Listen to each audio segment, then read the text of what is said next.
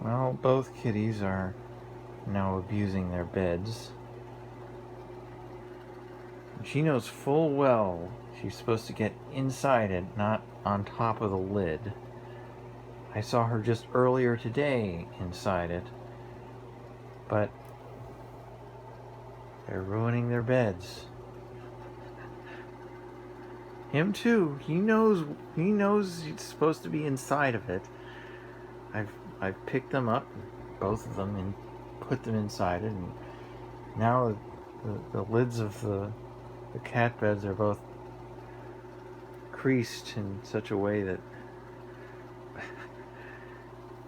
yes, acting cute won't change what you've done.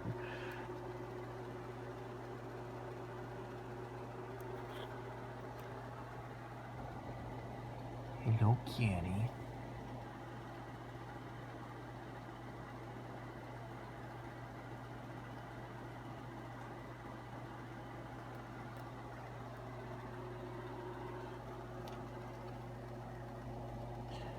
Just thought it was funny that the two of them were both here on the beds at the same time.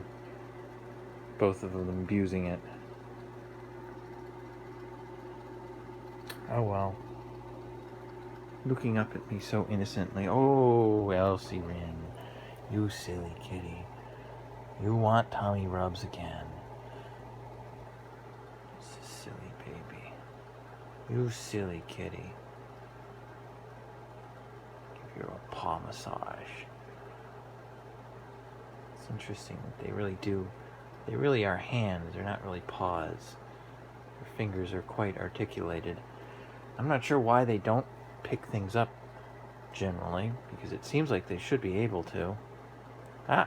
Like she's gripping around my thumb right now. Is it just because of the placement of the thumbs? That's a good kitty. Licking me. They can do it with their back too.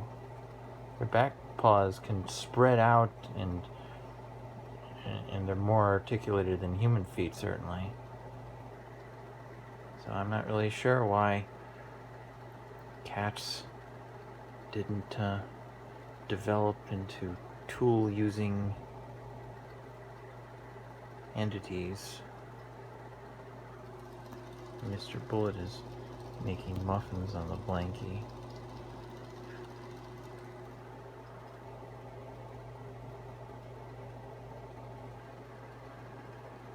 This is silly.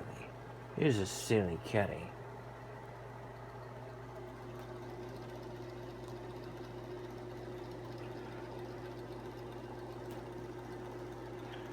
"12 and a half years old.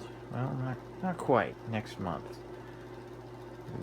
All I know is he was born in April 2009. I don't know exactly when in April. I put down the date of April 4, just so it can be 404. File not found.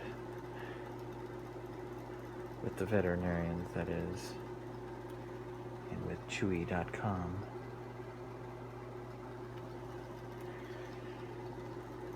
Other than hyperthyroidism, which is treatable as long as I keep his thyroxine levels in the right range, and asthma attacks, which only seem to happen in this room, which is one reason why I let him outside, because I'm kind of against, in principle, letting cats out, especially in this area where they're coyotes and eagles. I don't want Mr. Bullet to be a part 2 to Bunnies Can Fly proof. Although he's a much bigger animal than a baby rabbit. I don't think that a hawk certainly would see him as a viable target. Maybe a bald eagle, which are around here, but he's been in the garden a long time and exposed on the porch a long time, and he was chased around the house by a raccoon. She chased a raccoon around the house. She chased it up the tree. But she's about the same size as the raccoon, and Bullet is, of course, much lighter. I don't know how he would fare in a fight, but I'd rather not find out. At the very least, he'd likely get scratched up.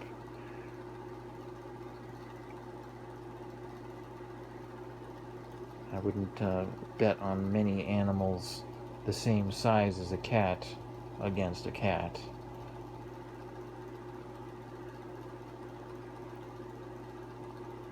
I don't know how formidable raccoons are,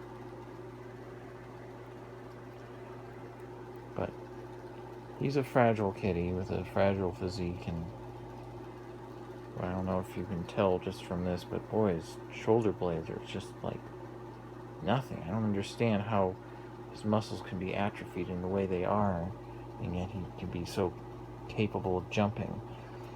I think this is the result of untreated hyperthyroidism for who knows how many years, since his previous owner did not bring him to the veterinarian any time between 2013 and the end of 2019. I've heard it said that the wrong amount of thyroid gland, thyroxine T4, will mess you up. And fortunately, it doesn't seem to have messed him up in a persistent way with his organs. He's got a heart murmur, but I suspect that's actually congenital, that it's just what he had already anyway, because it's not hypertrophia, building up of the muscle wall of the heart. Yes, that can be a bad thing for the heart to be too strong. This is typical of cats as a result of hyperthyroidism, but doesn't seem that happened. I got an echocardiogram of his heart.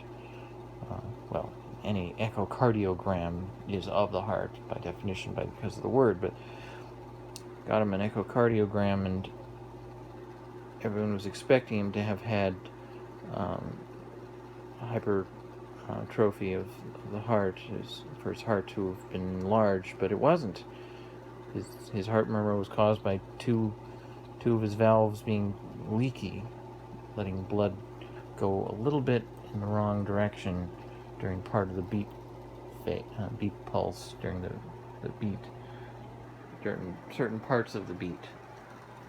Elsie's very tuckered out.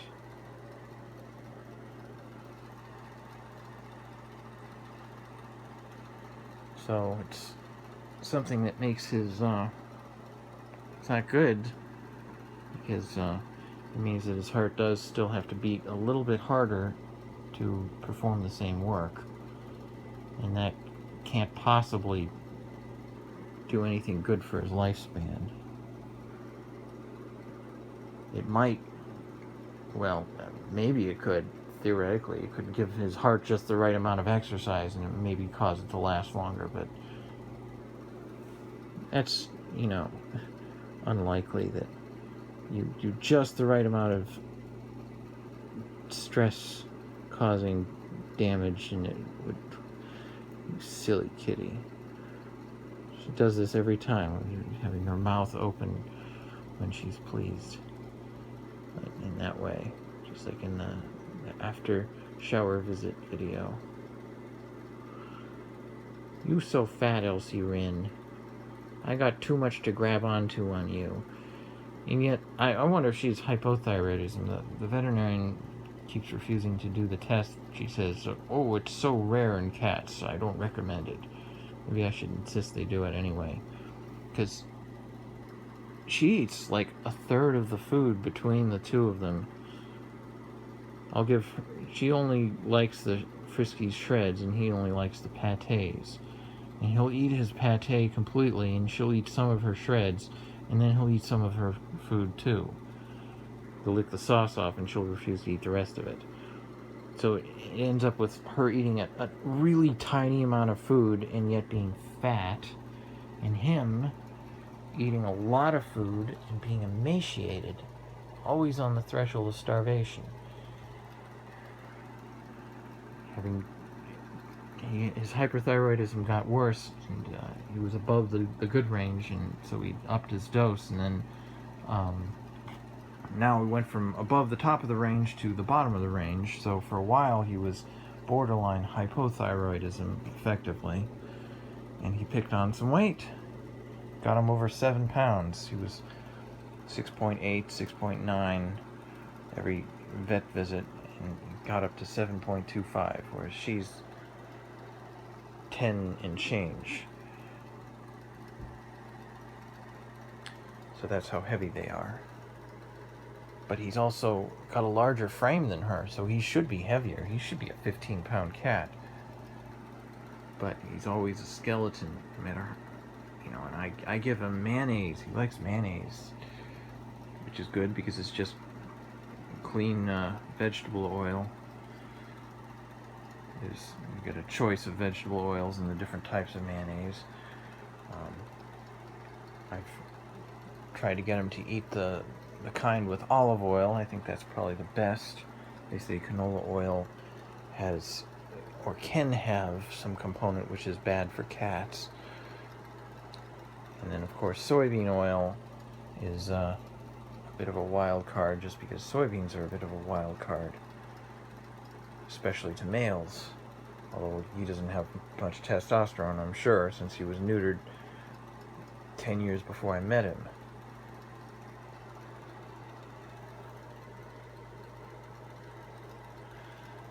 So I don't know, but I've done everything I can to get him to put on weight, and it's really hard. It's kind of funny that you hear a fat person give an excuse of it's glandular, and they're just eating 5,000 calories a day most of the time, but maybe some of the time they're actually telling the truth, and it really is glandular, because boy does he eat a lot more than her, and her physiques sure don't show it.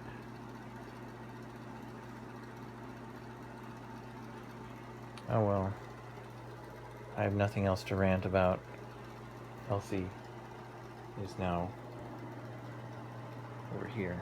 She likes the new beanbag, this beanbag, which is a beanbag pillow. She's not on them now for some reason.